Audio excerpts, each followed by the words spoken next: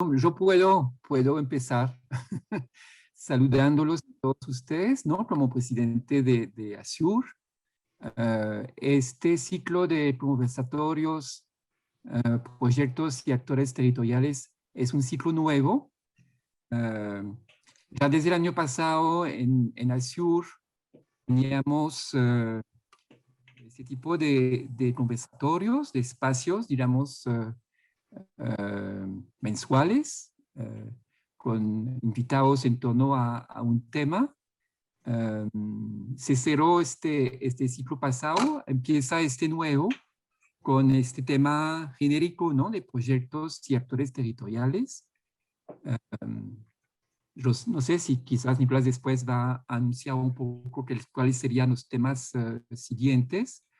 Me alegra mucho que hayamos podido reactivar estos espacios que son espacios más, digamos, más dinámicos, ¿no? Sobre un tema y que es la idea sobre todo de tener una mesa redonda e intercambios y también tener presentes como invitados con perfiles distintos, ¿no? Diversos. Quisiera también anunciar que está en proceso de organización otro tipo de conversatorios que se llaman diálogos de planeación, ¿sí? Sobre eso se está organizando desde el Caribe con nuestros colegas Leonardo Romero de la Universidad del Atlántico y Luis Carlos Jiménez de la Nacional CD Valledupar, CD La Paz. Y también anunciar que normalmente, si todo lo permite, tendremos también nuestro quinto encuentro de enseñanza en temas urbanos regionales a mediados de noviembre, organizados en gran parte por colegas de la Universidad del Valle. Bueno, eso todavía es un proyecto que estamos esperando a ver cómo la situación evoluciona para poder confirmar que sí se va a realizar. Entonces, pues, muy bienvenidos a todos y a todas y yo paso la palabra entonces a Sandra que va a presentar el conversatorio y los invitados. Gracias, profe. Muchas gracias, profesor Thierry, el presidente de la asociación. Bueno, muy buenas tardes a todos. La Asociación Colombiana de Investigadores Urbanos Regionales ASIUR les da la bienvenida a este conversatorio titulado Megaproyectos, Ambiente y Sociedad, con el cual damos inicio a un ciclo de conversatorios virtuales que tenemos programado para este 2021 llamado Proyectos y Actores Territoriales. En la tarde de hoy nos acompañan como panelistas invitados Libardo Montealegre, economista, especialista en ingeniería ambiental y magíster en economía. Su experiencia profesional es amplia en proyectos de infraestructura, energéticos, de ordenamiento territorial, estudios de impacto ambiental y formulación y evaluación de proyectos. En el ámbito de la investigación ha participado en múltiples proyectos de interés público y privado, atendiendo lo relacionado con las dimensiones económica, ambiental y social. Dentro de sus áreas de trabajo se encuentran la construcción de indicadores sociales y económicos y el diseño, aplicación y evaluación de encuestas de opinión. Su conocimiento de las normas y estándares de desempeño ambiental y social le permite evaluar el cumplimiento de los mismos por organismos multilaterales como el BID y Banco Mundial. Nos acompaña también el señor Santiago Carvajal, profesional en gestión y desarrollo urbano de la Universidad del Rosario, con estudios de maestría en planificación urbana y regional de la Universidad de los Andes. Actualmente se desempeña como coordinador de la operación estratégica del Distrito Aeroportuario en la Secretaría Distrital de Planeación. También ha acompañado al IDU en la gestión de recursos para el desarrollo de proyectos de movilidad regional. Ha trabajado para Transmilenio S.A., para la Unidad de Mantenimiento Vial, entre otras entidades públicas. Además, ha apoyado a empresas en la formulación de planes parciales y otros instrumentos de planeación territorial. Por último, nos acompaña Leonardo Garavito González, PhD en Estudios Urbanos y Ambientales del Colegio de México, magíster en Estudios de Población y profesional en Gobierno y Relaciones Internacionales de la Universidad Externado de Colombia, investigador senior de acuerdo con la clasificación del Ministerio de Ciencias, docente e investigador de las Facultades de Ciencias Sociales y Humanas y de Administración de Empresas Turísticas y Hoteleras de la Universidad Externado de Colombia. Entre sus temas de interés encontramos el análisis de la acción colectiva, movilización y redes sociales en defensa del territorio y la naturaleza, turismo de naturaleza y desarrollo y gobernanza. Como moderador del conversatorio nos acompaña Nicolás Cuervo, economista y máster en Economía de la Universidad de los Andes, máster y doctorado en Urbanismo de la Escuela de Urbanismo de París. Él es profesor e investigador en la Escuela de Economía y la Maestría en Economía Urbana y Regional de la Universidad Sergio Arboleda. Sus temas de investigación se enmarcan sobre el mercado inmobiliario, políticas de vivienda, dinámica urbana y finanzas territoriales. Le cedo entonces la palabra al profesor Nicolás Cuervo, quien a partir de este momento será quien se encargará de moderar este espacio. Bienvenidos. Bueno, muchas gracias, Sandra. Bienvenidos de nuevo a todos. Pues yo quiero brevemente, pues bueno, darles la bienvenida a todos en esta actividad de la SUR. Estamos con Libardo animando esta serie de conversatorios en la filosofía de la asociación de ampliar, favorecer el conocimiento, la discusión, el debate de estos temas territoriales. Hemos intentado armar una serie de conversatorios sobre varios temas. Tenemos este primero de megaproyectos, ambiente y sociedad, otro por venir, los iremos anunciando a cuentagotas. El siguiente estamos pensando en reconstrucción, se vienen temas también de proyectos inmobiliarios y demás, pues los vamos anunciando apenas los vayamos confirmando todos los presentadores. Pues bien, la idea es favorecer el debate entre personas que intervienen en un tema, que te interesan en un mismo tema, desde diferentes posiciones. Entre otras, pues tenemos hoy a alguien como Leonardo desde el medio académico, la universidad, Libardo más desde la consultoría, la experticia, y Santiago también desde la asesoría y gestión pública directamente.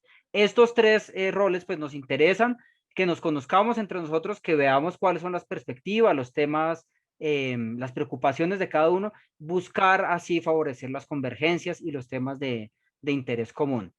Pues bien, esa pues es el interés, y para hoy tenemos este tema de megaproyectos, ambiente y sociedad. Lo llamamos así en términos para articular los temas de infraestructura que han sido pues un gran tema en el país, y en lo cual pues ha venido ganando preocupación pues las preocupaciones ambientales, de participación social. Queremos que cada uno nos cuente desde su perspectiva qué hace, cómo articula estos temas, y favorecer pues el debate, como les decía. Pues bien, para esta sesión quiero pues confirmar algunas cosas. Primero, pues estamos grabando la sesión, será después puesta a disposición en el canal de YouTube. Queremos que dure aproximadamente 1 hora y 30 minutos, con lo cual habrá un tiempo para presentación individual entre 10 y 15 minutos. Yo, haciendo el rol de moderador, les indicaré cuando estén los 10 minutos de presentación para ir redondeando el tema, y al final de la sesión, pues un tema más de discusión cruzada. Por favor, pues para digamos, para no sobrecargar la red, los micrófonos y cámaras apagados en general, y las preguntas a través del chat. Yo iré recogiendo las preguntas, hacer dos sesiones de preguntas. Si durante una presentación tienen alguna pregunta puntual, pues irla haciendo. Cuando termine la intervención individual lo hacemos, y también al final de las intervenciones recibimos preguntas más transversales. Pues bien, siendo así, y para no darle más largas a la presentación, le doy la palabra a Libardo, que pues va a empezar con la primera presentación. Pues Libardo, muchas gracias, te doy la palabra. Gracias, Nicolás. Un cordial saludo a todos los asistentes y un agradecimiento a la organización de Nicolás y de Sandra. Y un saludo muy cordial también a Thierry, que desde la presidencia esté abriendo estos espacios para que tengamos intercambios entre las personas que trabajamos estos temas relacionados con los desarrollos urbanos y temas de megaproyectos.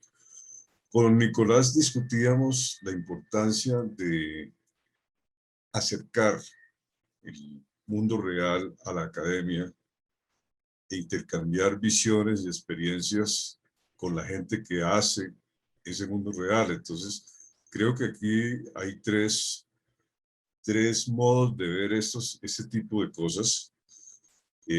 Como bien lo decía Nicolás en su introducción, está la experiencia muy grande de Santiago desde su gestión en el sector público, está la experiencia muy grande de Leonardo desde la experiencia, desde su visión desde la academia, y yo quiero aportar mi experiencia desde la consultoría en el trabajo en megaproyectos.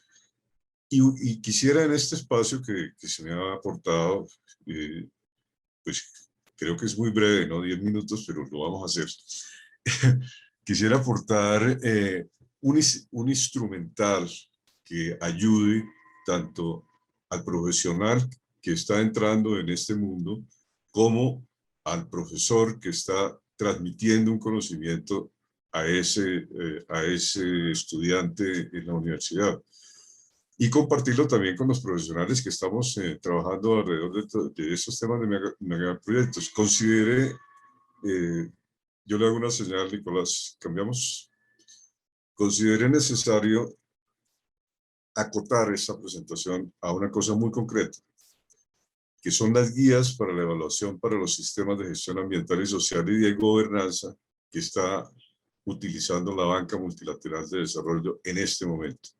Y me voy a centrar en dos de las guías más poderosas que hay, que son las del BID y las del Banco Mundial, en el sentido de que ellas están influyendo en todas las guías y las normatividades que están desarrollando otras bancas multilaterales y están desarrollando muchas instituciones. Entonces, yo lo que quiero es aproximar a nuestros asistentes al conocimiento de las normas de desempeño que están manejando en la banca multilateral para la concesión de créditos en megaproyectos. Ustedes saben muy bien, en el caso del BID, por ejemplo, el BID son dos cuerpos, un cuerpo que es el BID como tal, que financia al sector público, a los gobiernos en América, y el BID Invest,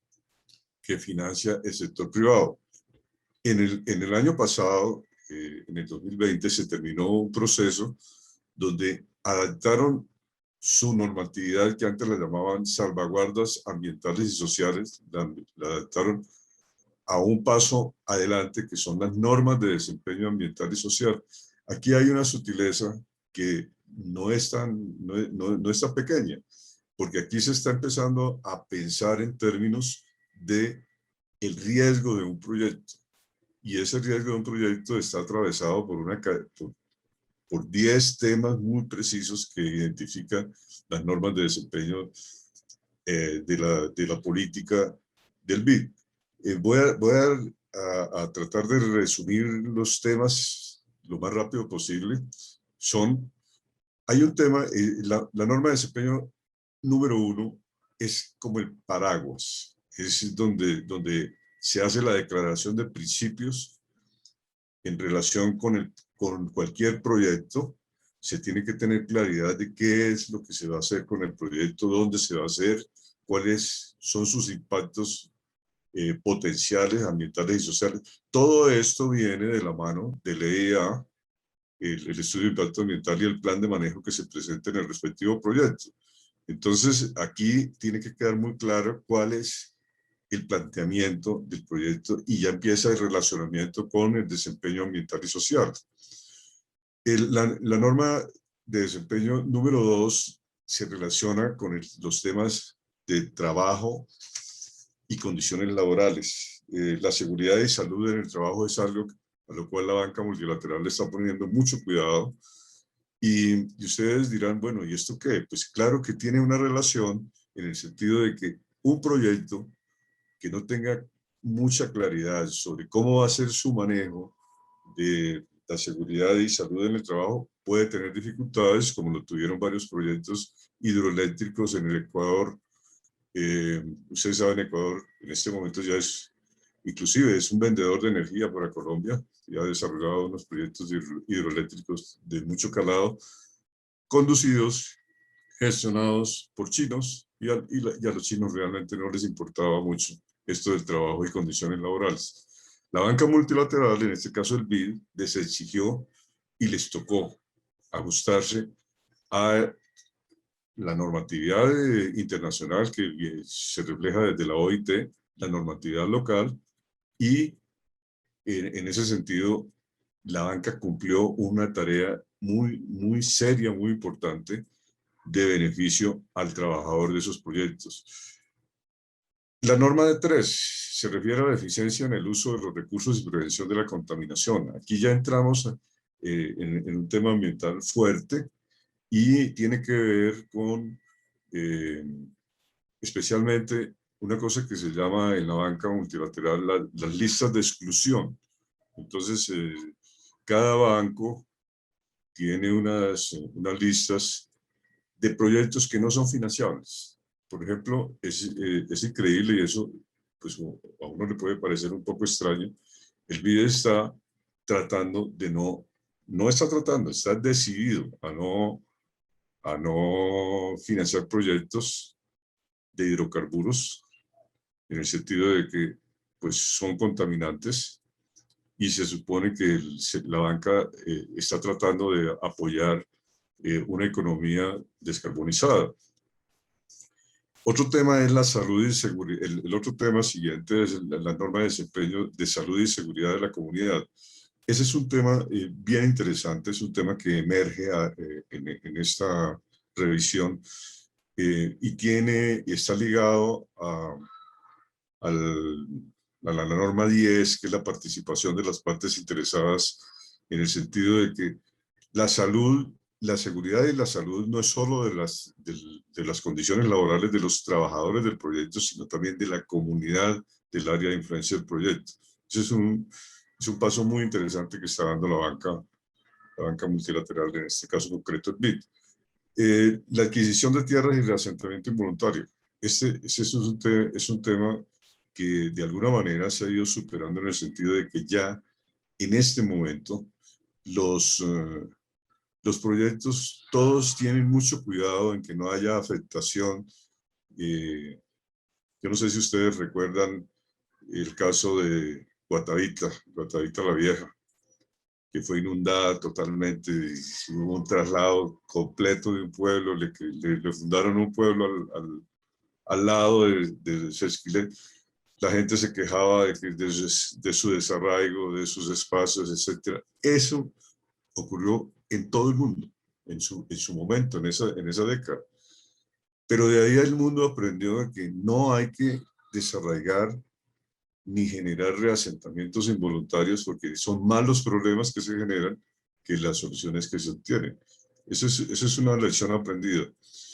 En la norma de desempeño 6, la conservación de la biodiversidad y gestión sostenible de recursos naturales vivos, esto entra a reforzar lo que ya en general en las normatividades ambientales de todos los países existe, desde las áreas de uso prohibido hasta las áreas de conservación, etcétera. Entonces, ya hay mucha claridad sobre que hay que conocer, se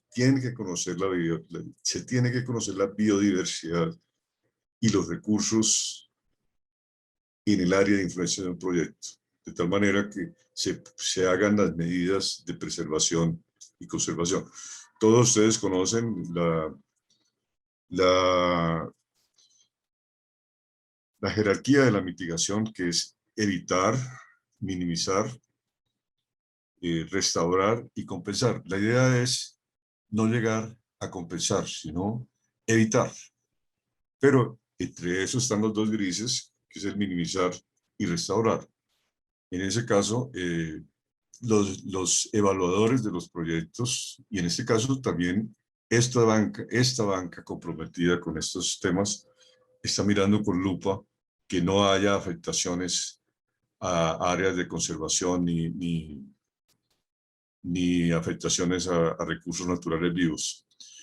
Otro tema que ha emergido muy fuerte en los últimos años, como les decía, esto se aprobó y se puso en vigencia en septiembre del 2020. Aunque existía ya y se manejaba el tema de la protección a los pueblos indígenas, aquí ya se eleva a norma de desempeño. Entonces, cuando se hace el diseño de un proyecto, hay que tener claridad sobre la afectación, especialmente de los pueblos indígenas y la afectación al patrimonio cultural. Aquí en Colombia hay un ejercicio muy interesante que quiero contarles, que es, y es poco conocido. La UNME, la Unidad de Planeación Minero-Energética, ha desarrollado un instrumento que se llama alertas tempranas. Es una especie de plan de manejo temprano, antes de sacar el proyecto a discusión o a licitación o recibir propuestas. Hay una investigación preliminar donde se identifica los potenciales afectaciones a pueblos indígenas, al patrimonio cultural y todo lo que tiene que ver con la protección de la diversidad. Ese es un ejercicio que ha hecho muy interesante la UNE, que ojalá se extienda especialmente en el tema de vías, porque pues todos sabemos una vía puede generar una desconexión entre distintas áreas biodiversas. En la igualdad de... Libardo, disculpa, ya van 10 minutos larguitos. Uy, bueno, me da 2 más, por favor, ya. Muy bien. La igualdad de género, ese es un tema, yo no diría de moda, pero sí es un tema que emerge con mucha fuerza y que debe ser tenido en cuenta especialmente en el diseño de cualquier proyecto. Y una última norma que es clave, que es la participación de las partes interesadas y divulgación de la información. Un proyecto que no tenga una aceptación de la comunidad es un proyecto que va rumbo al fracaso hoy. Puede que eso hace 10, 20 años no ocurriera, porque llegaban las consultorías, llegaba el Estado o los dueños de los proyectos y decían aquí vamos a hacer tal desarrollo y no se consultaba a la gente. Hoy hay que tener en cuenta la participación de las partes interesadas. Entonces, si quieres seguimos para poder aprovechar los últimos 3 minutos que me quedan. El Banco Mundial tiene también sus estándares, ellos los llaman estándares. En esencia son lo mismo, no me voy a detener, pero sí voy a llamar la atención sobre dos estándares, el 9 y el 10.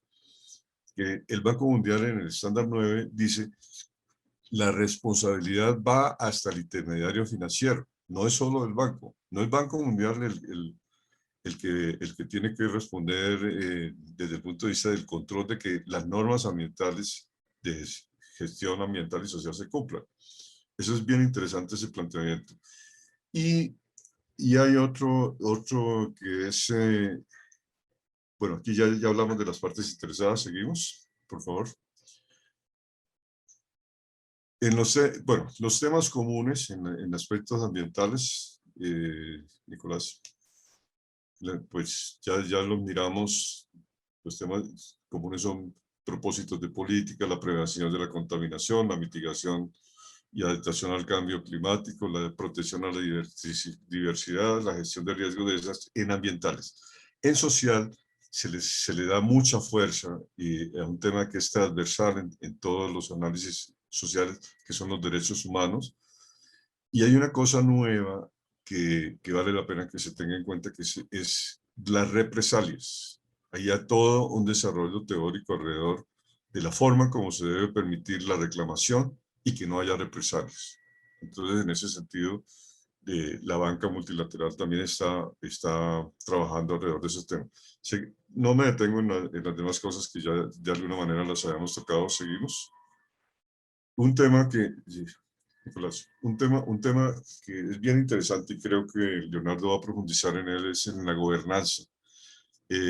La gobernanza es clave junto con la participación de las partes interesadas, en el sentido de que si no hay una buena gobernanza dentro de la institución, con la gobernanza de los intermediarios financieros, el cliente final es un proyecto que puede tener una fisura y llegar al fracaso. Entonces, ese es un tema que se puede profundizar, pero pues obviamente no tenemos el tiempo, podemos ampliar un poquito después. Seguimos. Esta es la última. Nicolás, qué pena. Yo quería mostrar esta que hicimos, pues esto lo hicimos con un colega para un banco multilateral, para mostrar cómo hay una cascada de requerimiento de buenas prácticas y conceptos en materia ambientales y sociales que están ligados al flujo del dinero. El banco no es una autoridad ambiental. La autoridad ambiental local tiene una normatividad que hay que respetar. El banco lo que propone con sus estándares o con sus normas de desempeño es: ustedes, si no cumplen determinados parámetros que incluyen la legislación local, pues no hay crédito. Esa responsabilidad se va en cascada con el banco intermediario, el ejecutor, el contratista, el subcontratista, hasta llegar al último eslabón, que son los respectivos proveedores. Eso se está haciendo ya en muchos proyectos, no en todos, pero lo que quiero llamar la atención es que existen estos instrumentos, existen estas normas de desempeño, existen estos estándares que vale la pena sean conocidos desde la academia y vale la pena sean conocidos por toda la gente que trabajamos alrededor de estos temas. De todas maneras, gracias y me disculpan el exceso de tiempo. Por favor. Libardo, muchas gracias. Pues doy la palabra a Santiago. Por ahora, pues no tenemos preguntas en el chat. E invitar a todos, pues a medida que vayan teniendo alguna intervención, después la recogemos, bien sea si es algo muy puntual después de la intervención individual o al final de las 3 intervenciones. Entonces, Santiago, por favor, tienes la palabra. Ahí ya está en proceso ya estoy viendo yo por lo menos la diapositiva.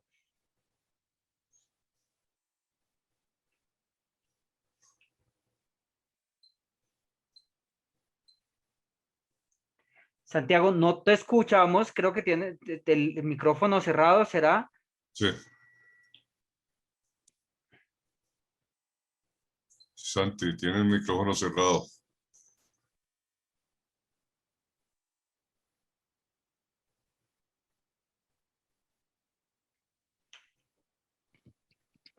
Ahí perfecto, ¿me escuchan? Y ahora sí. Sí, muy bien. Vale, bueno, pues justamente quería agradecer a Nicolás y a Libardo y por supuesto al profesor Thierry por empezar a establecer estos espacios que sin duda alguna son vitales de cara al ejercicio de nosotros planificadores territoriales, y que está muy bien tener ese intercambio de experiencias y conocimientos con el fin de tener un mayor acercamiento a la realidad, que sin duda alguna es tal vez el gran reto que tenemos desde este lado. Para efectos de este conversatorio quise traer un proyecto en particular, que es en el que he venido trabajando los últimos años, sobre el proyecto del Aeropuerto Internacional El Dorade. Este aeropuerto en particular es uno de los más importantes de América Latina, y quería, como, digamos, a manera conceptual, explicarles que existe detrás de este aeropuerto un modelo de gobernanza vertical impuesto por la aeronáutica civil, que configura a su vez una economía de enclave y que esta economía de enclave entendida como un aeropuerto que está planificado y gestionado desde una lógica de rentabilidad financiera, no ha logrado generar derrames o beneficios sobre su entorno inmediato, y ustedes saben muy bien que tanto Fontibón como Engativá se han consolidado como modelos de ocupación que no necesariamente fueron planificados y que por el contrario son incompatibles con la operación aeroportuaria, y en ese sentido esta economía de enclave genera unos impactos en materia de sostenibilidad ambiental, calidad de vida, movilidad y conectividad, y por supuesto competitividad, dejando muy en claro el por qué es tan importante en nuestro caso tener ese proceso de multidisciplinariedad o multisectorialidad en cuanto a los procesos de planificación urbana integral, que sin duda alguna amerita un proyecto de semejante envergadura. En primer lugar, quería como hacerles un contexto que el transporte aéreo ha venido evolucionando en los últimos años, incluso a pesar de la pandemia. Algunos teóricos se han atrevido a decir que los aeropuertos serán la ciudad del siglo XXI, y esto básicamente se sustenta en que los aeropuertos ya no son esas infraestructuras de transporte aéreas al margen de los tejidos urbanos de las ciudades y regiones, sino por el simple hecho de la expansión que ha llevado las urbes, pues esto ha significado un replanteamiento en la manera como pensamos y planificamos nuestras ciudades y regiones, es decir, que contar hoy con un aeropuerto al interior de una ciudad y una región, en este caso como Bogotá, y su entorno metropolitano, significa una gran ventaja competitiva y comparativa de cara a la posibilidad de determinar allí una centralidad de impacto nacional e internacional. En ese sentido, pues digamos que el transporte aéreo aporta el 2.7 trillones al PIB global, 65 millones de empleos, 4.233 billones de pasajeros movilizados en el año 2019, 220 millones de toneladas de carga, y pues sigue manteniéndose como ese transporte, el medio de transporte más seguro, donde solamente hay 0,07 muertes por cada billón de pasajeros transportados. Cada 20 años se duplica el número de operaciones aéreas, y evidentemente el transporte aéreo como un instrumento que permite superar las dificultades geográficas de cualquier territorio y hacer ver cualquier distancia bastante pequeña, pues sigue siendo un medio de transporte supremamente competitivo y una condición casi que indispensable para las ciudades de insertarse en el mercado global y por supuesto competir en condiciones mucho más efectivas. En ese sentido, digamos, desde el contexto local, es importante resaltar que el aeropuerto El Dorado es el primero en América Latina en términos de carga, en tercero en pasajeros, es el puerto seco más importante del país, movilizó cerca de 36 millones de pasajeros en el año 2019, y un caso no menor es que Bogotá, siendo una ciudad que está en medio de cordilleras, exporta el 8% de su PIB. Si comparamos este dato con una ciudad como Nueva York, que es una ciudad costera que exporta el 9% de su PIB, o el México DF, que exporta 2,5% de su PIB, o Santiago el 1,5%, pues entendemos efectivamente que Bogotá, a pesar de estar en medio de las cordilleras, como lo mencionaba, se ha consolidado como una ciudad portuaria. Bogotá atiende 4,5 pasajeros al año por habitante, en virtud de, comparándolas con otras ciudades, pues es una cifra significativa.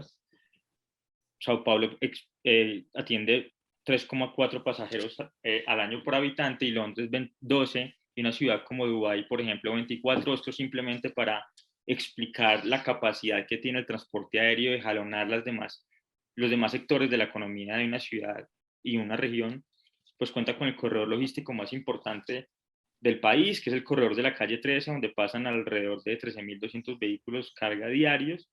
Se ha constituido como el tercer centro de empleo más importante de la ciudad, donde se convierte justamente en una de sus aglomeraciones económicas, se concentra el 10% del empleo de la ciudad y se consume el 15% de la energía industrial. El Dorado genera más de 7 billones de dólares en actividad económica al año y el 10% del PIB de la ciudad. Este dato de desarrollo resulta muy importante, y es que un peso invertido en el sector transporte aéreo genera 3,6 pesos en la economía nacional, y no es complejo extrapolar esta realidad de la ciudad y la región, entendiendo que ese 1% equivale a 8 vuelos diarios, lo que significa 32.000 millones de pesos al año.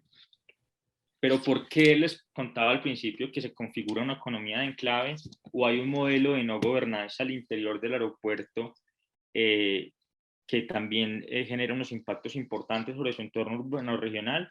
Pues en primera medida es que el aeropuerto El Dorado, desde la misionalidad de la entidad gestora que lo administra, que es la Aerocivil, tiene un enfoque estrictamente sectorial, es decir, de garantizar la operación y la seguridad aeronáutica.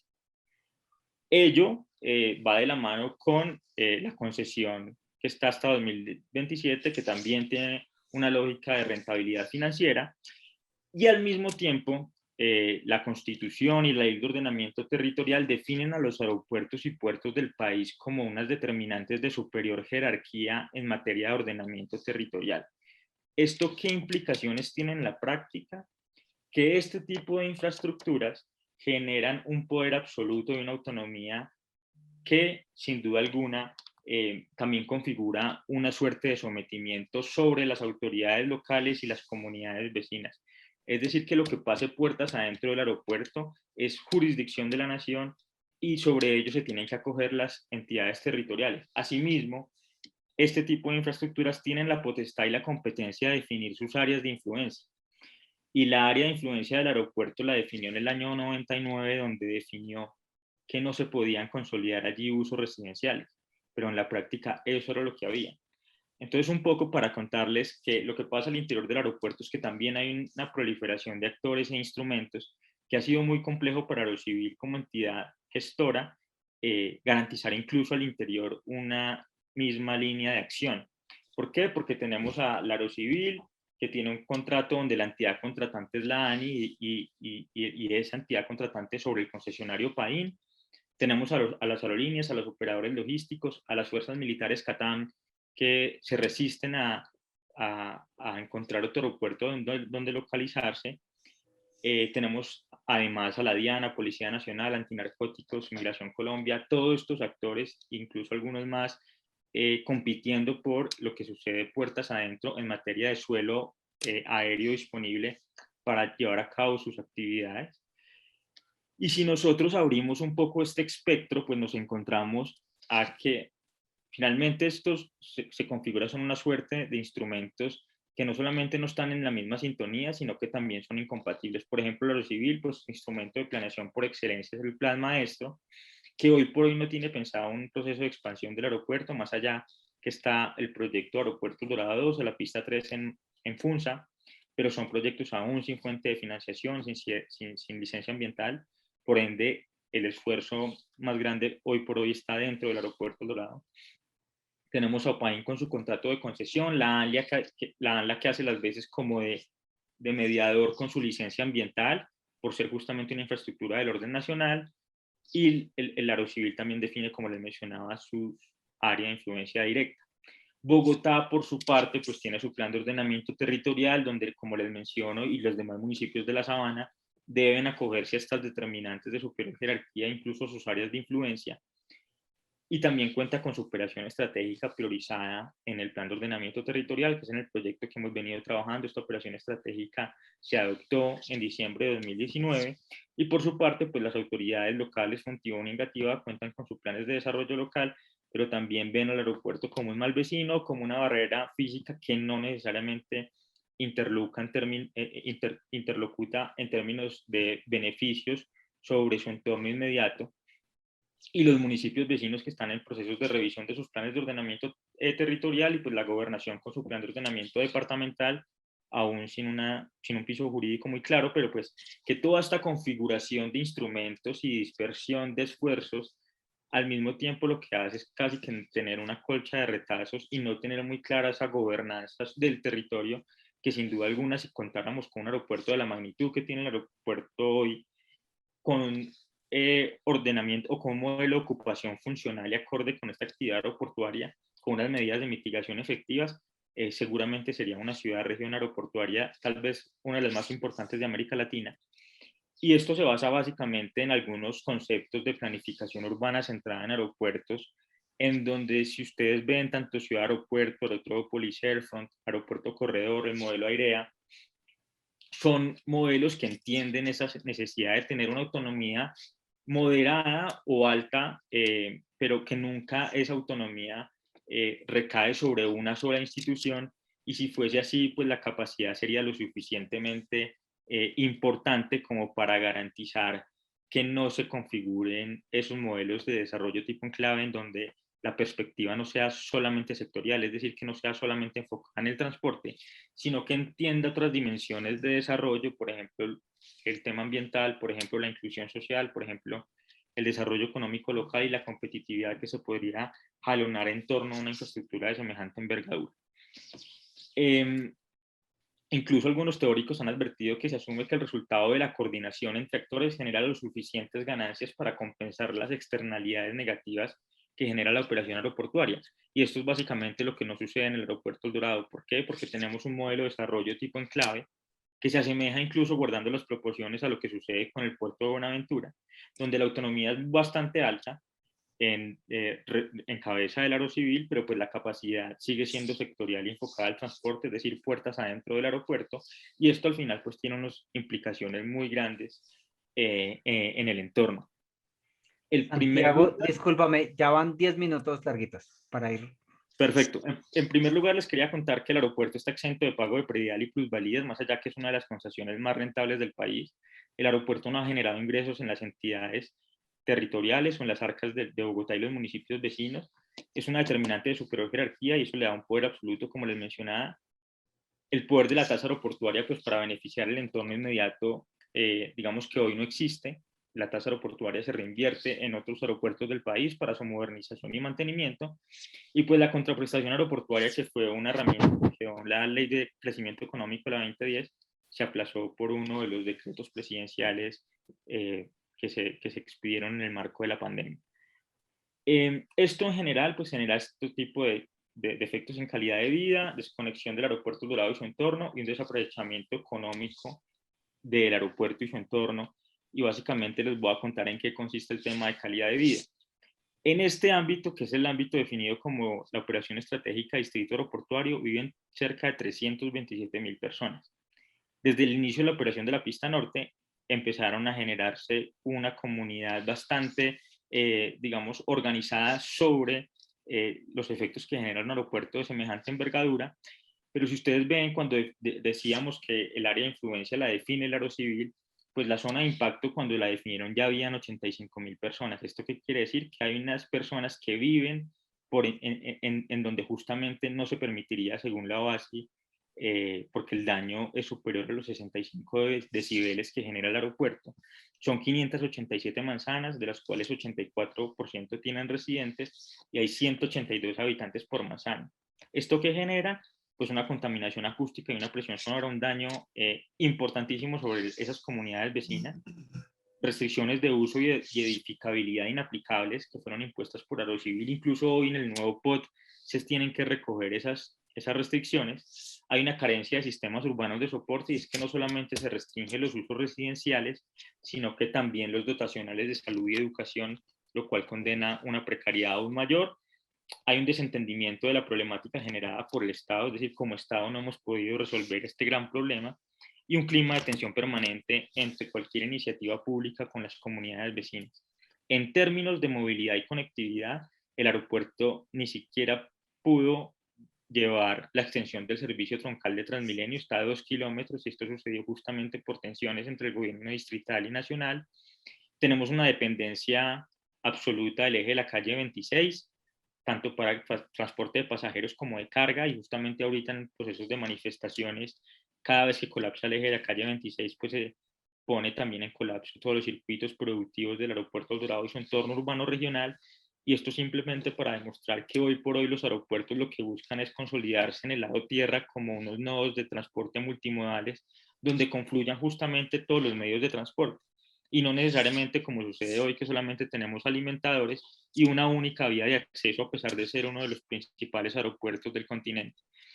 Es simplemente una paradoja de un aeropuerto en la ciudad sin la ciudad. Es decir, ese modelo de no gobernanza lo que al final configura es que el aeropuerto, si bien ya está conurbado, pues no tiene ningún tipo de integración, de relación funcional con su entorno urbano regional, y por eso pues contamos con una barrera física, tal como lo han mencionado algunas de las comunidades. En términos de competitividad, y ya un poco para cerrar, el aeropuerto El Dorado está hoy mezclando la aviación comercial con la aviación militar, que esto en términos de seguridad nacional resulta un despropósito. Catam pues ocupa el suelo más costoso del país, o uno de los suelos más costosos del país, y digamos que ni siquiera Guaymaral ha sido una alternativa para localizarse, entonces hay una competencia siempre por este espacio aéreo. Las operaciones charter, que son los vuelos privados, consumen tanto servicios como los vuelos de aviación comercial intercontinental, que son los vuelos charter o sus vuelos privados son de corto alcance justamente, pero que incluso demandan más tiempo en pista. Hay problemas en competencias entre Aerocivil y Anidopaín. La concesión hoy por hoy ya pagó todas sus obligaciones contractuales y esa concesión sigue vigente hasta 2027. Es importante resaltar que se demolió una terminal que mal que bien movilizaba 20 millones de pasajeros y construimos una nueva que después de 10 años ya presenta una saturación. El proceso de expansión del aeropuerto aún está en veremos, como les decía, no tiene viabilidad técnica ni en Madrid y Faca ni en Funza, no cuenta todavía con licencia ambiental y no hay cierre financiero sobre el proyecto. Y pues la peor crisis de aviación, que es esta propagada por el COVID, no fue tenida en cuenta en la expedición del plan maestro que salió en este año, a inicios de este año. En general, pues hay una tendencia opuesta. Los ingresos aeroportuarios en las grandes ciudades, aeropuertos del mundo han intentado o han empezado a equiparar los ingresos no aeroportuarios, es decir, que el negocio no necesariamente es la aviación, sino lo que sucede puertas afuera del aeropuerto, que es lo que nosotros no hemos podido capitalizar. El mercado como planificador del territorio, las UPZs que están en el entorno del aeropuerto, por lo menos en lo que es Bogotá, no han sido reglamentadas y les aplica una norma vegetativa que data del acuerdo 06 del 90, que creo que ustedes conocen muy bien, y no hay incentivos de localización de actividad económica, no hay una regla institucional que permita esa gobernanza territorial, y son esfuerzos particulares y dispersos, y el modelo de ocupación presentado actualmente pues es contradictorio, y las comunidades han sido vistas como un gran problema desde el aeropuerto, y justamente eso se da porque la pista norte no puede operar las 24 horas de los 7 días, sino que tiene una restricción de operación que sin duda alguna afecta la competitividad del transporte aéreo en nuestro país. Solo esto para concluir que la autonomía que tienen los actores en el entorno del aeropuerto o incluso en el mismo aeropuerto pues oculta un espejismo, una dependencia del aeropuerto y su entorno no se pueden pensar independientemente, es una deuda de política pública, así como aceptar las dificultades en la compleja realidad del territorio. La desarticulación hoy por hoy tiene un costo para todos, el aeropuerto y la ciudad podrían dejar de perder competitividad internacionalmente como ya ocurre, que está capturando Lima y Perú con sus aeropuertos, y la comunidad pierde cada vez la oportunidad de recibir servicios dignos y mejorar sus condiciones de vida. Y las problemáticas presentadas en el entorno del aeropuerto pues demuestran el fracaso de un modelo de gobernanza tipo enclave, que es el que tenemos actualmente y que, como les mencionaba, se reproduce en los demás puertos del país, como es el caso del puerto de Buenaventura, y este modelo cerrado y sectorial al transporte pues no permite una planificación y gestión y financiación de un entorno territorial que podría estar cualificado, y que por ende la conformación de una ciudad-región aeropuerto pues cada vez está mucho más lejos, pero es un costo de oportunidad también al hermetismo que se ha propagado en este tipo de infraestructuras, en este tipo de megaproyectos, a pesar de esa gran, digamos, efectos en términos económicos que podría tener sobre la ciudad, la región o el país, pues al final estamos casi que coartando o imposibilitando que este tipo de infraestructuras logren derramar beneficios sobre esas comunidades vecinas y sobre en general su entorno urbano regional, que si fuese un modelo abierto que reconociera al territorio, pues seguramente habría mucho más posibilidades de llegar a arreglos institucionales que garantizarían esa configuración de una ciudad-región aeroportuaria. Perdón por tomarme algunos minutos de más, pero pues esta era la presentación. No sé si tienen alguna pregunta adicional.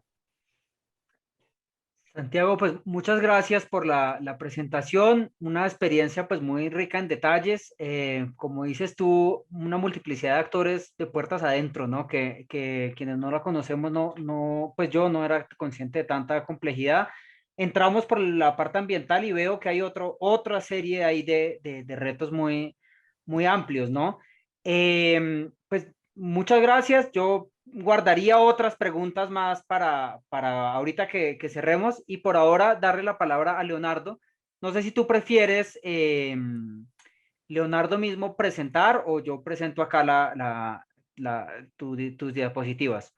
Yo tengo la presentación aquí a la mano, si quieres, de una vez. Vale, dale entonces, Leonardo. Y Muy bien, de igual entonces, manera te aviso a los 10 minutos y bueno, vamos viendo. ¿me confirmas si ya están viendo la presentación? Sí. Sí, ya se abrió. Muy bien. Bueno, pues primero que todo, agradecer muchísimo la invitación a Sure, a este tipo de eventos, a Nicolás al organizar en este conversatorio en específico, a los colegas que me acompañan acá en esta mesa de conversa, de discusión, y a todos los asistentes, pues. Primero que todo, pues voy a hablar un poquito de mi sesgo, que es bastante diferente pues al de los compañeros que han hablado primero que yo. Yo trabajo desde el análisis de la acción colectiva y de la movilización social, como se dijo en la presentación, muy relacionado con la defensa del territorio y del agua. Entonces, no soy para nada experto, es casi que además ni siquiera soy novato en temas de infraestructura, ¿cierto? Y de megaproyectos, vengo aquí a aprender. Lo que puedo hablar es un poco de la mirada desde el otro lado, ¿sí? La mirada desde la sociedad y sobre todo, digamos, desde la sociedad que cuestiona este tipo de proyectos, pues cuando encuentra en ellos efectos secundarios o efectos perversos directos o efectos colaterales. Entonces, pues dejando esto claro, yo voy a hacer aquí como una narrativa alternativa que espero enriquezca la perspectiva sobre el tema. Entonces, pues de lo primero que quisiera hablar es que aquí vamos a encontrar por lo menos dos tipos de conflictos de intereses bastante grandes, ¿no? Uno va a ser el conflicto de intereses entre lo nacional y lo regional y lo local, que se puede ejemplificar muy bien con los megaproyectos mineros y de explotación petrolera. Bien sabemos que, de acuerdo a la Constitución, el subsuelo y los recursos naturales son propiedad de la nación, los recursos naturales en el subsuelo, pero al mismo tiempo, pues tenemos la paradoja de la identidad territorial de las poblaciones locales y la apropiación territorial que tienen las poblaciones locales. Entonces, ahí vemos un ejemplo, ya lo decía, muy grande en la minería. Aquí traigo un pequeño extracto que saqué de una noticia en donde habla un representante del Comité Ambiental por la Defensa del Agua asociado pues a la movilización en contra de la minería en Cajamarca, en donde sucedió pues digamos una de las acciones colectivas que ha dejado más ejemplo, digamos, y más antecedentes, que son todos estos procesos de consulta popular. Entonces, ahí nos dice que tanto las instituciones de acá, me imagino, como el municipio y la autoridad ambiental han dejado claridad de que los resultados de la consulta están vigentes. La discusión es con el gobierno nacional, que no lo ha reconocido, y bueno, aquí enfrentamos hasta nuestros días un vacío jurídico y un tema que está por solucionarse acerca de cómo proceder en estos casos donde las poblaciones locales se oponen a las explotaciones mineras y a la presencia pues de este tipo de empresas, reivindicando una serie de valores sociales y ambientales. Otro tipo de conflictos que vemos va a ser, digamos, entre las visiones de desarrollo, ¿cierto? Los discursos desarrollistas mucho más centrados en el crecimiento económico, ¿sí? Y en la visión del desarrollo en términos de generación de riqueza, y las narrativas alternativas que dan prioridad a la calidad de vida, a la conservación natural, a la conservación cultural, al buen vivir, etcétera. Entonces, aquí vamos a encontrar diversos casos Por ejemplo, y tiene que ver con las fotos que traigo aquí al lado del texto, por ejemplo, el puerto de Tribugá, cuyo proyecto se detuvo hace relativamente poco, ¿cierto? Se buscaba hacer un segundo puerto del mismo tipo que el de Buenaventura, digamos, un puerto de aguas profundas, y eso despertó una movilización muy importante en contra, pues también con una visión de amenazas sociales y ambientales. Y quisiera aquí retomar algo que se plantearon nuestros compañeros atrás, y hablando un poco del puerto de Buenaventura y el caos que vivimos ahora, pues precisamente esa falta de conexión entre estas infraestructuras y de unos efectos positivos en su entorno social y ambiental, pues por supuesto generan unos antecedentes muy negativos que se apoyaron en una exitosa campaña de acción colectiva digital, en este caso, ya digamos utilizando los nuevos lenguajes, un hashtag, no al puerto de Tribugá, lograron movilizar una gran cantidad de apoyo para detenerlo. Al respecto, aquí traigo una pequeña cita de Brigitte Baptiste, ex directora del Humboldt y ahora rectora de la EAN. Emprender grandes transformaciones de territorios silvestres de importancia global es inviable a estas alturas de la historia.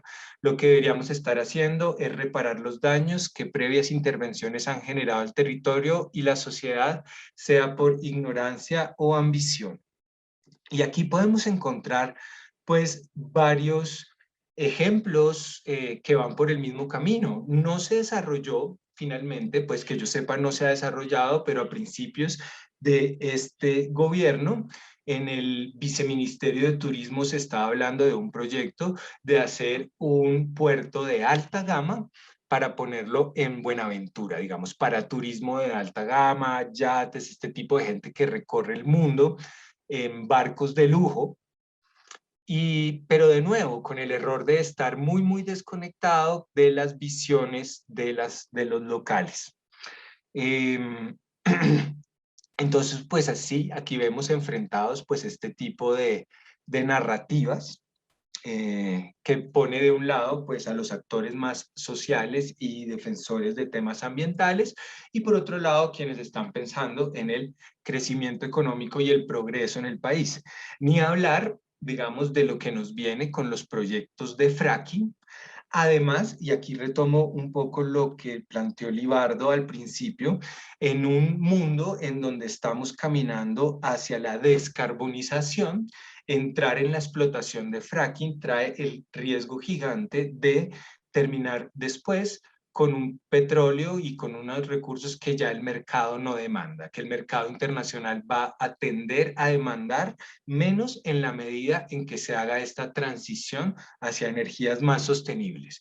Y tenemos allí mismo el drama de la Guajira, ¿no? Y de la explotación de carbón. Ya prácticamente el mercado de carbón se está colapsando, es mínimo lo que queda a comparación de hace 50 años, y a nosotros se nos pasó la bonanza carbonera y la Guajira no vio la más mínima ganancia, ¿sí? El carbón produjo todo el dinero que se puedan imaginar y finalmente la Guajira está tal vez peor que antes.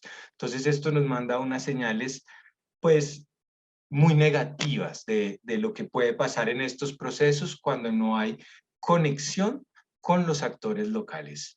Y entonces allí pues pasamos como al tema clave precisamente, que yo creo que es el de gobernanza territorial. No solo gobernanza, pues digamos la gobernanza tiene muchas ramificaciones. Hace un rato precisamente se hablaba de la gobernanza en el proyecto del aeropuerto. Este tipo de gobernanza, digamos, uno lo podía mirar interno y se habla de gobernanza empresarial, de gobernanza organizacional, pero también tenemos que diferenciar de la gobernanza territorial, que tiene que ver con la definición de los destinos, del porvenir, de la planificación de los territorios, y en la que tienen que estar y ser protagonistas los actores territoriales, los actores con arraigo e identidad territorial. Para esto quisiera resaltar un poco por qué traigo esta foto al lado. Esta foto es de una pequeña familia en Vera, ¿cierto? Donde podemos ver otro ejemplo trágico de esta situación cuando pierde toda su armonía, ¿no?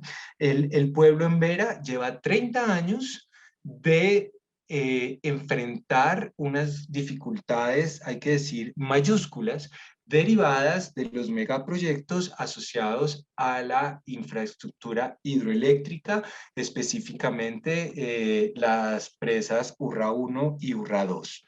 Y en esos 30 años han sido víctimas de violencia por parte del Estado y violencia paramilitar, desplazamiento, e incluso su pueblo se ha visto dividido, digamos, por intereses y por intervenciones que hay. Entonces, pues dejando allí estos ejemplos que después podríamos tal vez hablar más, lo que hago aquí es plantear preguntas más que respuestas, porque es un escenario muy complicado, donde es difícil decir cómo solucionar, y precisamente la gobernanza es más un arte. Ay, perdón, aquí se me fue adelante. La gobernanza, cuando uno va hacia sus definiciones, es más un arte, es una construcción que vive en proceso. La gobernanza, a diferencia de la gobernabilidad, no se puede medir tan fácilmente como pensando en qué tan gobernable es un territorio, sino la gobernanza es una alianza que hay que renovar constantemente, en donde hay que dar valor a los actores y a los procesos de toma de decisiones. Entonces, en ese sentido, una de las cosas que me pregunto es en qué medida se deben imponer políticas y proyectos asociados a estas mega infraestructuras desde el centro hacia la periferia. ¿Sí? Y entramos ahí otra vez en el conflicto de las visiones de desarrollo y de lo nacional versus lo regional y lo local. Y en qué medida se deben imponer políticas formuladas desde arriba, ¿cierto? Desde los tomadores de decisiones y los planificadores en el gobierno, o incluso desde las fuerzas empresariales con mucho poder económico que se imponen abajo hacia la población. Sin duda yo creo que hay que tener algún nivel de negociación, porque en algún punto hay que tener en cuenta el interés nacional y en algún punto hay que aprovechar todo el saber técnico y científico que nos pueden traer, digamos, la visión desde arriba, las innovaciones de la tecnología, pero necesitamos encontrar cómo equilibrarlo, ¿no? Para negociar con las regiones, con las periferias y con las poblaciones y la base social. Entonces, ¿en qué medida se debe reconocer la autonomía local para decidir su estilo de desarrollo territorial? ¿Cierto? Que en últimas es lo que está en juego. ¿Cuál es la visión de territorio que quieren las poblaciones locales sobre las que hay, en los territorios que hay disputa para la elaboración de estos megaproyectos? ¿Es posible establecer mecanismos y escenarios de toma de decisiones basada en el consenso, que incluyan tanto a los actores de orden nacional y local y a los intereses económicos, culturales y ambientales? Y yo creo que aquí comienza a estar lo clave.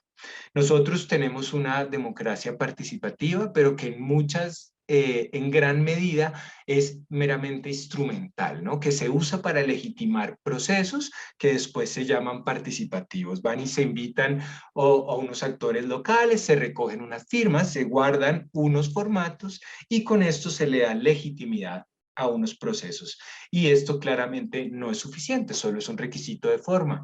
Entonces, en los temas de gobernanza territorial se plantea que debería hacerse lo posible, y esto es responsabilidad del Estado, generar los espacios de encuentro entre los distintos actores para que se tomen decisiones a lo largo de todo el ciclo de los proyectos. No es solo cuando se planifica, es cuando se ejecuta, es después cuando ya entra en funcionamiento, puede haber incluso veedurías.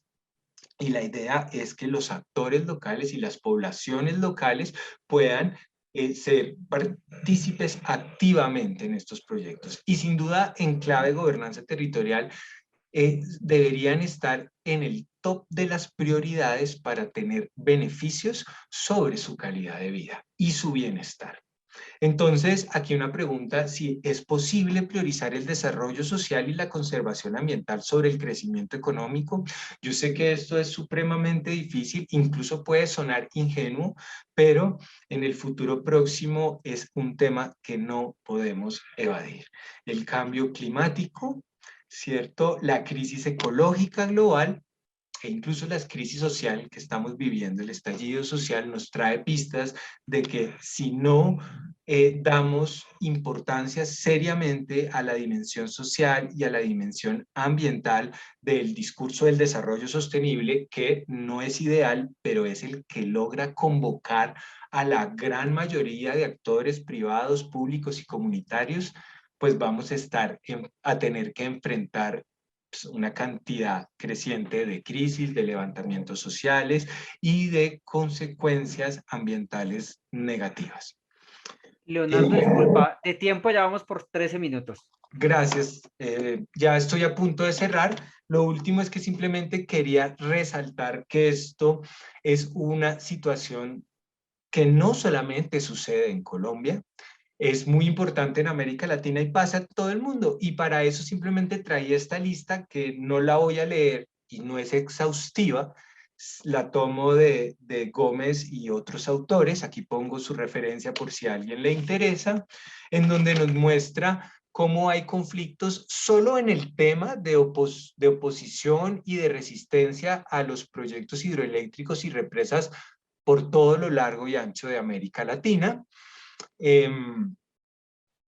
Entonces, este es un debate con gran importancia regional, pero sin duda también global. Entonces, bueno, muchas gracias y con esto pues dejo las primeras ideas para nuestro debate. Bueno, muchas gracias Leonardo, Libardo y Santiago por sus presentaciones. Pues bueno, yo quedo con, la verdad, con una pues, satisfacción de que son perspectivas complementarias a mi juicio. Tenemos una pregunta puntual para Santiago. Pues quiero, bueno, leerla, pero también lanzar unas preguntas para que conversemos, ¿no? Como se llama este ciclo de eventos. A ver, primero, una percepción general, pues yo veo que desde estas tres perspectivas, una, pues la primera de Libardo, son herramientas muy concretas tratando de incorporar estas otras preocupaciones de la gestión de estos proyectos. Veo más en la presentación de Santiago y Leonardo los retos, ¿no? Digamos, los temas que quedan pendientes. Y este tema de la gobernanza que sigue, pues que es muy visible.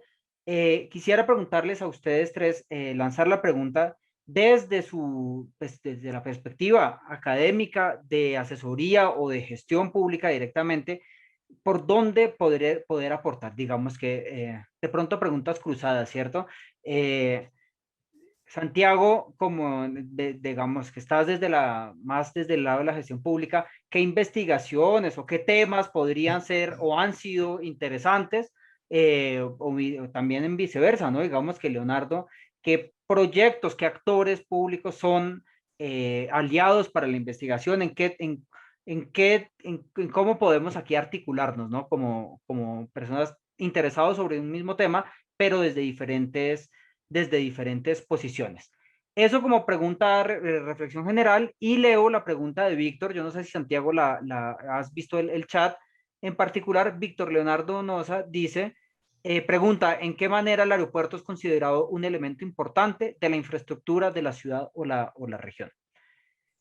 Entonces, pues bien, digamos que abro para esta primera ronda. Ay, y discúlpenme, articulado esta primera pregunta de cómo poder nosotros articularnos y aportar cada uno de su posición, en términos, me surge más para Leonardo, pero también quisiera que los otros participan en estos temas de movilización. Yo veo pues que hay una movilización importante y es oponerse a proyectos concretos. Hay experiencias como tú decías, de negociación o tenemos herramientas en la cual digamos que las movilizaciones no son solamente todo, ¿sí? O se hace o no se hace, sino de formas de modificar algún proyecto, hacerlo de manera más conveniente para todos los participantes. Eso, digamos que es otra de las cosas que me gustaría saber. Pues bien, muchas gracias. Santiago, si quieres, te doy la palabra primero, después Libardo y terminamos con Leonardo. Vale, Nicolás, si te parece bien, puedo empezar contestándole a Víctor.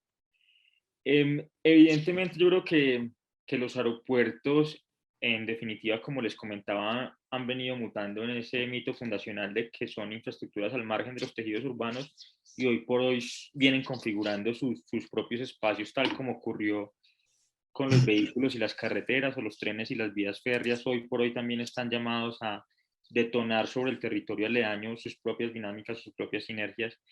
Y en ese sentido, digamos que este aeropuerto en particular, como les mencionaba, es el puerto seco más importante del país, es el primero de carga en América Latina y el tercero en pasajeros, el segundo en movimiento de aeronaves, y los encadenamientos productivos se podrían ver desde dos sentidos. En términos económicos podríamos hablar de encadenamientos hacia adelante, es decir, todos aquellos encadenamientos que se ven beneficiados por la aviación, que es como el sector floricultor, sector farmacéutico y demás, que hoy por hoy están exportando bienes y servicios importantes. Y los encadenamientos hacia atrás, que son aquellos que consume el sector transporte aéreo para funcionar como la demanda de combustible, servicios de logística y distribución y demás, pero todo ello al final en el entorno del aeropuerto se configuran unos grandes nodos de empleo y de oportunidades de negocio que hoy por hoy no estamos capitalizando, o que por lo menos desde la señal de política pública no es justamente armonizar el modelo de ocupación con la actividad aeroportuaria, sino que por el contrario se está dejando eso tal vez a la libre lógica del mercado. Y lo que ha pasado sobre el eje de la calle 26 es justamente eso. No ha habido incentivos para que se localicen allí cadenas hoteleras, centros financieros, todo lo que se puede, digamos que, localizar en torno a una infraestructura de semejante envergadura. Ahora, para responder a las preguntas tuyas, Nicolás, a mí me parece que paulatinamente vamos entendiendo los que hacemos política pública, o por lo menos ejercicios de planificación territorial, que esto entre nosotros no va a ser sostenible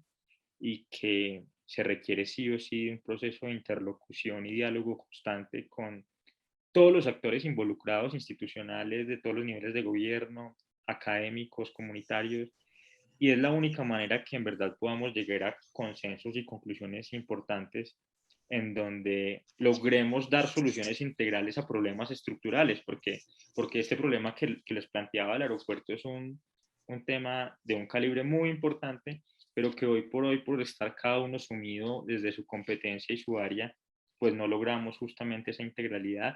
Yo creería que para efectos de este proyecto se está pensando en una fase 2 con recursos nuevamente de regalías. En la fase 1 hicimos un proceso de participación integral con todos los actores que les acabo de mencionar, pero evidentemente esto tiene que ser mucho más amplio, tiene que tener mayor resonancia, y en ese sentido pues vale la pena aprovechar estos espacios también para alimentar esos procesos de planificación territorial. Entonces yo creo que la SUR sin duda podría ser un actor estratégico para efectos de planificar y tener alternativas de solución mucho más asertivas y efectivas en este territorio. Creo que ahí ya... ¿Me falta alguna pregunta, Nicolás? No, digamos, por esta primera ronda, yo creo que está bien. Muchas gracias, Santiago. No, a ti. Libardo, por favor. Sí, gracias. No, completamente de acuerdo con Santiago en su planteamiento, pero yo quiero rescatar dos cosas de lo que se ha hablado esta tarde. Una es la importancia que tiene la participación de las partes interesadas en cualquier proyecto, sea megaproyecto, sea un proyecto de baja escala, lo que sea. Si no tiene la participación de las partes interesadas, que es el término técnico que se utiliza internacionalmente, que es la participación ciudadana según nuestra normatividad, tengan la certeza de que es un proyecto que va a tener muchas dificultades. Ahora, está claro que en cualquier proyecto nunca se va a tener unanimidad, eso es imposible. De hecho, la unanimidad no existe en nada. Entonces, en la medida que se concite llamemos, las voluntades mayoritarias de una comunidad, el proyecto puede ser un proyecto ganado, cualquiera que sea. En ese aspecto, ya hay muchas técnicas que se han ido desarrollando y yo sugeriría desde esta tribuna que en la parte académica se le debe dar el instrumental al profesional para que tenga una real comunicación de su saber hacer, de su ingeniería, de lo que sea, con la comunidad que va a recibir o el área de influencia del proyecto.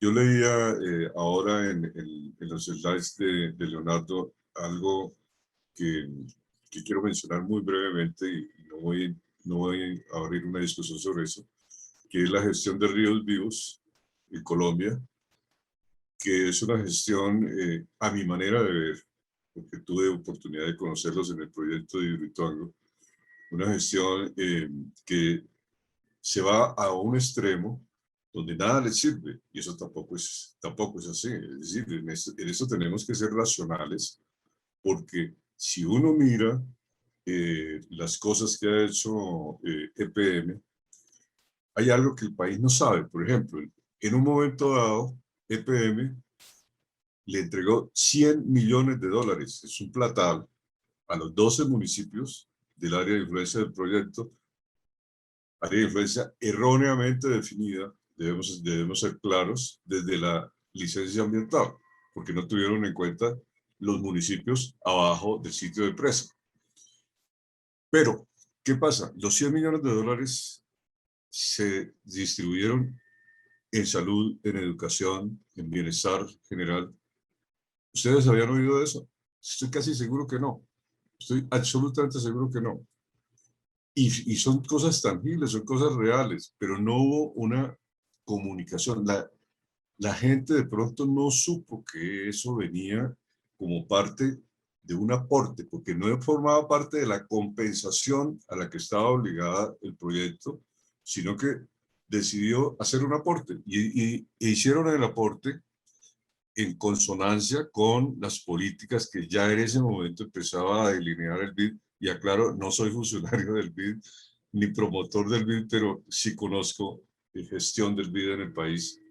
Entonces uno se encuentra con que sí hay, llamémoslo de alguna manera, la voluntad de cierta área institucional para llegar a las comunidades, pero no han encontrado el camino correcto. Y el hecho es que se ve, por ejemplo, el resultado del efecto acumulativo que tiene un proyecto como Betania, que lo sufrió Quimbo. Y ese es un tema que ya hemos discutido con Nicolás, que nos gustaría desarrollar, los efectos acumulativos de los proyectos. Los proyectos no son individuales solamente. Un proyecto tiene un pasado y tiene un futuro, y todos esos efectos tienen que ser considerados en un análisis global. Para cerrar, yo creería que la carga de responsabilidad que tienen los diseñadores de los proyectos, tanto la ingeniería del proyecto como la investigación socioeconómica, es enorme desde el momento en que se plantea el proyecto. Y iría más allá. Ese diseño tiene que hacerse con la comunidad. Tiene que hacerse con la comunidad. Yo vi un proyecto en la parte alta de la cordillera en el Ecuador, donde hicieron un proyecto en escala hidroeléctrico, donde la comunidad fue la que le dijo al diseñador, le dijo, mire, usted tiene que ir a hacer su túnel de esta manera en tal lado. El proyecto fue exitoso y tuvo una gran aceptación dentro de la comunidad. Ellos no tuvieron problemas que sí han tenido otro tipo de proyectos en otras partes. Por eso, por la interacción que se genera, por la participación de las partes interesadas. Y el otro punto es la divulgación. Santiago mencionaba algo que es bien interesante y que es cierto. ese hermetismo de determinadas áreas, en determinados proyectos, ese secretismo, esa falta de mostrar qué es lo que se está haciendo y cómo se está haciendo, eso le hace mucho daño a los megaproyectos. Si usted desde el principio dice, mire, voy a poner el caso extremo, voy a inundarle su pueblo. Yo no sé si ustedes conocieron un estudio que hizo una consultora china para el gobierno nacional sobre el desarrollo del río Magdalena. Ellos olímpicamente proponían inundar Honda y otros municipios de ese tamaño abajo. ¿Por qué? Porque es una mentalidad distinta. Ellos tienen allá. Ellos cuando hicieron la hidroeléctrica de las Tres Gargantas, movieron creo que 10 millones o 15 millones de personas.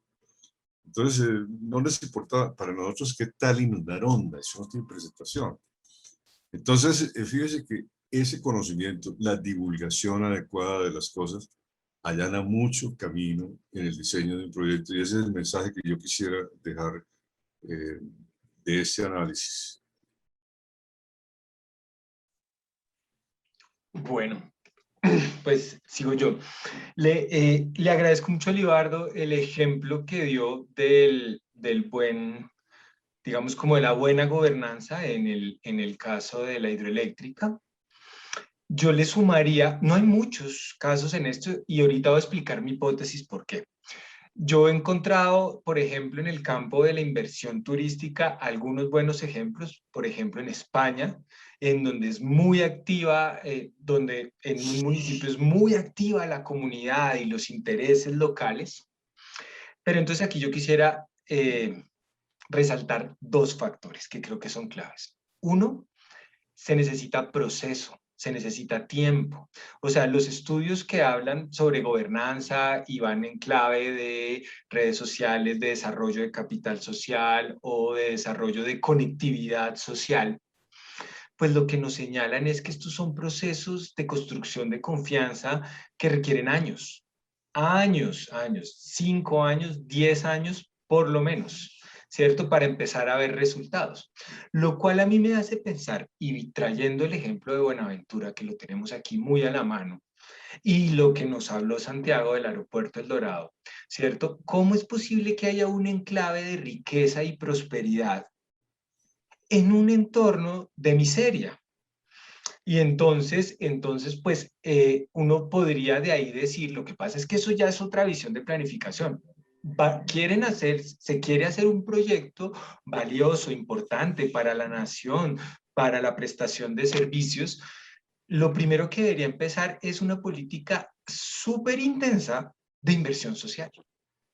1, 2, 3 años de inversión social y de mejora de la calidad de vida y del bienestar y de la comunicación con la población local para después, ¡pum!, que llegara el tipo de megaproyecto y haya una buena comunicación. Pero yo creo que esa radicalidad que planteaba Nicolás, que entonces se vuelve una negociación de suma cero, o todo o nada, pues viene de unas bases de que no hay confianza, de que hay, incluso es todo lo contrario, lo que hay es repudio, lo que hay es enfrentamiento. Entonces, pues el logro es detener el proyecto, no hacerlo de la mejor manera. Ajá. Pero entonces, ¿dónde puede encontrar un modelo de planificación o de gestión que piense en esto? Sí, que arranque por mejorar la calidad de vida y el bienestar de las comunidades y siga con esto. Y aquí yo veo una responsabilidad del sector público muy, muy grande, no tanto ni siquiera en términos de la intervención, de la inversión directa en dinero, sino el sector público es quien puede generar los espacios de encuentro, los espacios de diálogo, los mecanismos de resolución de conflictos, quien puede prevenir que la petrolera, que la minera no pase por encima de la comunidad local y de los intereses de la comunidad local, ¿cierto? Ahí hay un poder de mediación que solamente tiene el Estado. Entonces, no es tanto ni siquiera que tenga que tomar las decisiones, creo yo que tiene un papel muy, muy importante en la mediación. Y creo que ahorita, bueno, y también entonces quiero retomar rápidamente algo que dice Libardo, No todas las, o sea, las iniciativas sociales y las movilizaciones sociales son tan complejas como todo lo demás. No todo es transparente, no todo tiene una intención totalmente pura y libre de corrupción. Eso es un objeto de estudio tan complejo como el sector público o el sector privado y tan lleno de diversidad como ellos mismos. Y creo que ahorita, pues la explosión que estamos viendo en este instante es excepcional, pero más allá de eso, desde las negociaciones de paz en Colombia se ve una intensificación de la acción colectiva y de la movilización social sin precedentes. Y yo creo que aquí hay un enriquecimiento en nuestra democracia muy grande, porque es que yo creo que antes el autoritarismo y el miedo que producía estar en medio de una guerra pues hacía que estuviera muy silenciosa la población civil y las comunidades, porque si uno no apoyaba el Estado, era rápidamente criminalizado y asociado a la guerrilla por fines que todavía sigue pasando, pero ya la gente no se lo cree tan fácil. O sea, la gente no cree que todos los manifestantes ni todos los que protestan son guerrilleros. Ya eso se quitó, pero hace 20 años, hace 30 años, hace 40 años, antes de los procesos de paz, esto era demonizado, la acción colectiva y la movilización social en Colombia era terrible. Entonces yo creo que eso es parte de un cambio grande que estamos viendo y creo que de aquí en adelante va a estar mucho más movilizada la sociedad colombiana, porque teníamos una democracia que era muy autoritaria y con mucho poder desde el centro y políticas desde arriba. Yo creo que la hora o sea, vamos a ver un cambio en la política y en la planificación, posiblemente, sí, pues a menos que vayamos a tener un giro aún más autoritario, yo creo que la apertura democrática que está sucediendo es muy interesante, pues más allá de que pasemos esta crisis. Bueno, muchas gracias a todos.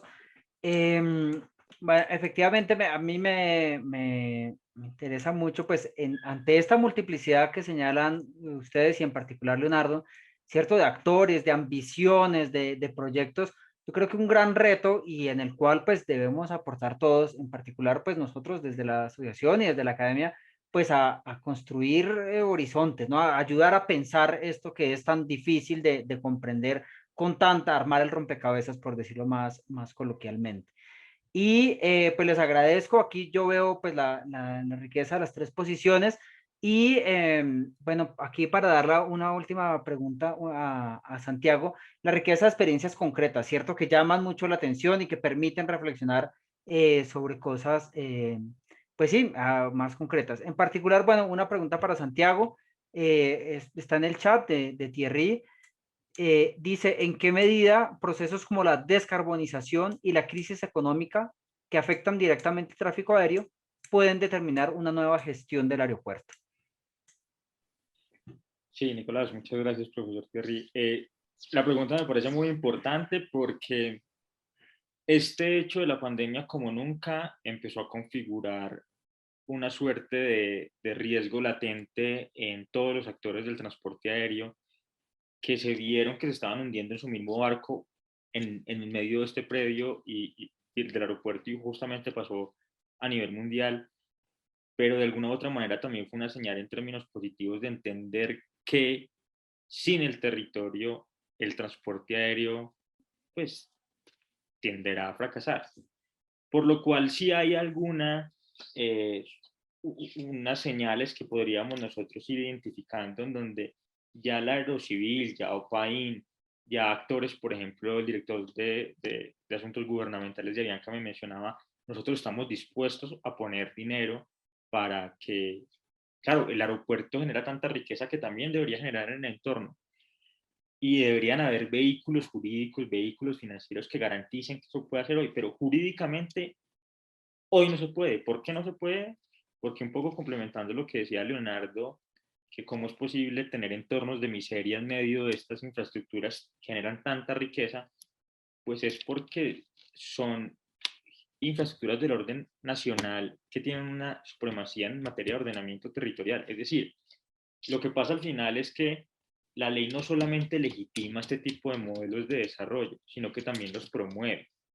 Entonces, cuando no hay formas en donde el aeropuerto pueda generar beneficios sobre su entorno inmediato o una infraestructura como el puerto de Buenaventura, pues al final lo que sucede es ese hermetismo que también mencionaba Libardo, pero sin duda alguna hay señales, y esas señales se ven en que ya ahorita la flota de aviones, precisamente por el tema de descarbonización del aeropuerto El Dorado, está mutando, está evolucionando. Ahorita digamos que el nivel de impacto de ruido que generan sobre las comunidades vecinas es mucho menor, eso se tiene que resaltar. Hay aerolíneas que funcionaban con aviones digamos, de muy precaria generación, que dificultaba justamente esa posibilidad que el aeropuerto empezara a tener una flota aérea a la vanguardia como los demás aeropuertos del mundo. Pero sí siento yo que hoy por hoy, digamos que el aeropuerto ha empezado a entender que tiene una relación de interdependencia directa con la ciudad y la región, y que ese es su cliente natural, y que no dialogar con él, con ese entorno metropolitano, pues seguramente va a sucumbar también en su fracaso, y esas ventajas que estaríamos nosotros desaprovechando las capitalizarían otros aeropuertos de la región, que sin duda alguna sí están viendo esto desde una perspectiva más de relaciones horizontales, donde todos podemos aunar esfuerzos y recursos, y no necesariamente en el que yo soy dueño de la verdad y yo manejo el aeropuerto puertas adentro, soy dueño y amo de este tema. Y lo que pasa en el entorno me desentiendo, y lo que ha hecho Bogotá también, lo tengo que decir, es que da por entendido que esa es la realidad, y luego también hay como, se vuelve corresponsable por omisión de no atender esa realidad, y al final tenemos unas comunidades que siguen resistiendo. Y un poco para responder a tu pregunta, Nicolás, la segunda que recordé, yo siento que esas comunidades vecinas al aeropuerto han logrado aspectos importantes para mejorar esa relación. Pues mal que bien, han habido demandas con instancias internacionales de derechos humanos para que aboguen justamente y entiendan la dimensión de esta realidad. Y la civil se ha visto, digamos que en alguna otra manera, en la obligación de mitigar impactos, por lo menos en algunas zonas. Pero claro, es un proceso tan costoso que al final ellos lo que dicen es: los restringo los usos residenciales, los desconozco, y ese desconocimiento genera una suerte de informalidad también constante en esas comunidades, y por eso digamos que esa va a ser una relación siempre tensionante, y evidentemente pues digamos que las comunidades allí están muy formadas. El aeropuerto los ve como un gran problema, y es esa lógica de desarrollo sectorial en clave la que no ha permitido que las comunidades sean vistas también como una posible solución, y que tenerlas organizadas tal vez es una gran ventaja respecto a otros megaproyectos.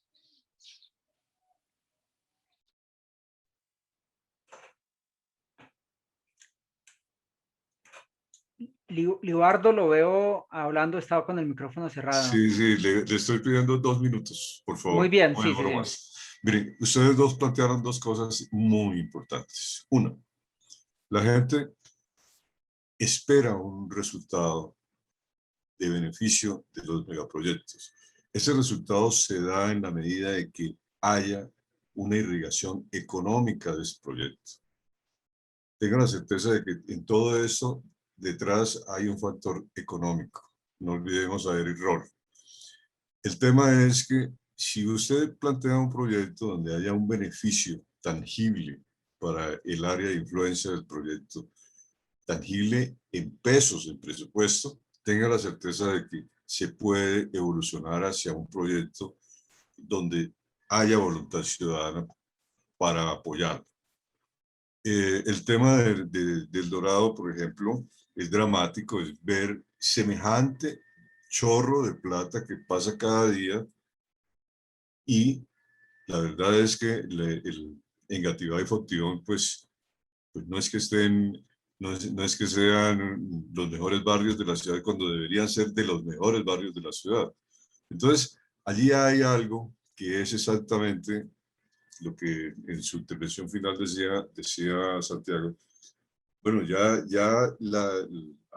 aparentemente los gestores internos de ese enclave empiezan a comprender que tienen que compartir ese nivel de ingresos enorme que han tenido y que están teniendo en el Dorado. Para cerrar, yo vi un proyecto en Australia, en Sydney, en un área igualita al Chiribiquete, con un parque espectacular. Aquí nos da miedo tener un parque dentro de un área protegida y al lado de una población. El éxito del proyecto era, o fue porque lo investigué, que desde el principio, desde el diseño del proyecto, se planteó una sociedad entre la comunidad, entre ese pueblo y el proyecto. Y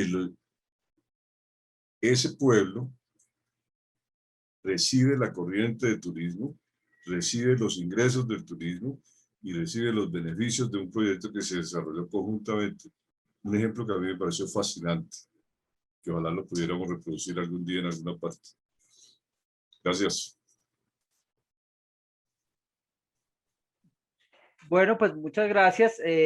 Yo pues, salvo si los participantes tienen alguna otra comentario, intervención, les quisiera pues agradecer, ir cerrando a las personas conectadas, sobre todo a los que duraron aquí hasta el final, agradecerles por la atención y extender la invitación pues a que participen aquí con la asociación en este tipo de eventos. Si quieren, si tienen algún tema en particular que quisieran compartir, que quisiéramos que conversemos alrededor, estamos abiertos, en particular aquí desde esta serie de conversatorios, al igual que desde otros espacios de la asociación. Hay un blog que publica también entradas cortas para compartir este tipo de reflexiones, sin hablar pues de los eventos más grandes, ¿no? Del encuentro de enseñanza y del seminario de investigación que organizamos desde la asociación. Todos los espacios pues abiertos para esta tarea tan interesante, ¿no? De conocer experiencias, de dialogar y de ayudar a comprender los temas territoriales. Siendo así, pues les agradezco. Yo daría ya por terminada la sesión. Gracias, Nicolás. A todos ustedes. Muchas gracias, Nicolás. Y Libardo. Libardo, Santiago, Thierry. Gracias, Muchas Leonardo. gracias. Thierry. Muchas gracias a Felicidades. ustedes. Bueno, muy Muy bien. interesante. Muy buena noche. Muchas gracias. Hasta luego. Hasta luego. Descansen.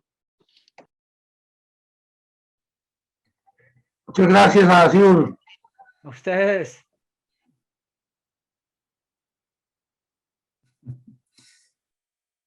Bueno.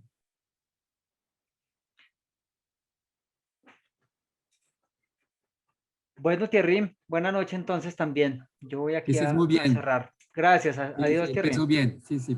Feliz noche, profes. Hasta luego. Sandra, muchas gracias. Hasta mañana. Hasta mañana.